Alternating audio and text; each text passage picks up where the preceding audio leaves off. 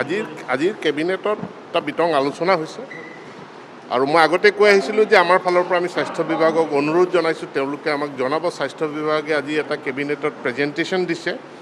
প্ৰেজেণ্টেশ্যনটোত তেওঁলোকে কৈছে যে জুন মাহটোত 11 বছৰ বয়সৰ পৰা 18 বছৰ বয়সলৈকে যিসকল ব্যক্তি আছে, এনে 25,000 লোক আক্ৰান্ত হৈছে আৰু পাৰ্চেণ্টেজ হিচাপত আমাৰ 2টা মাহত যিমানখিনি লোক কোভিডত আক্ৰান্ত হৈছে তাৰে 10% হ'ল 11 বছৰৰ পৰা 18 বছৰ। এতেকে তেওঁলোকৰ স্বাস্থ্য বিভাগে কৈছে যে পৰীক্ষা অনুষ্ঠিত কৰাটো এইটো পাৰ্মিচিবল নহয়। গতিকে এই পৰামৰ্শটোহে তেওঁলোকে দিছে আৰু যিহেতু আমাৰ পৰীক্ষা বোৰ্ড এখনে পৰিচালনা কৰে, কাউন্সিলে পৰিচালনা কৰে, তেওঁলোক বহু পৰিমাণে অট'নমাছ ইন নেচাৰ।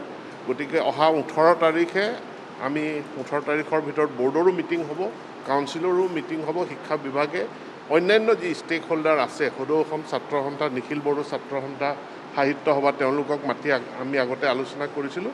তেনেধৰণৰ আকৌ এখন মিটিং হ'ব আৰু সেই মিটিংখনত আমি চূড়ান্ত সিদ্ধান্ত শিক্ষা বিভাগে গ্ৰহণ কৰিম আৰু সেই সিদ্ধান্ত শিক্ষা বিভাগক লোৱাৰ কাৰণে কেবিনেটে আমাক এম্পাৱাৰ কৰিছে।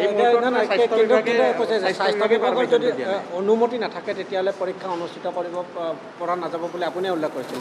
অৰ্থাৎ আপোনাৰ এই যিহেতু অনুমতিয়ে নাই, স্বাস্থ্য বিভাগে অনুমতি নিদিলে পৰীক্ষাটো বাতিল হ'ব নেকি? কথাবিলাক ইমপ্লাইড মিনিং কিছুমান থাকে। মই যিটো কৈছোঁ সেইটোৰ ওপৰত আপুনি কেনেধৰণে বুজে সেইটো আপোনাৰ কথা।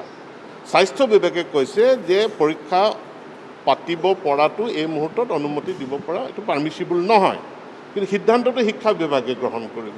শিক্ষা বিভাগৰ অধীনত সেৱা আৰু কাউন্সিল আছে, তেওঁলোক মূল ইয়াৰ কৰ্তৃত্বদায়ী সংগঠন। গতিকে 18 তাৰিখে সিদ্ধান্ত গ্ৰহণ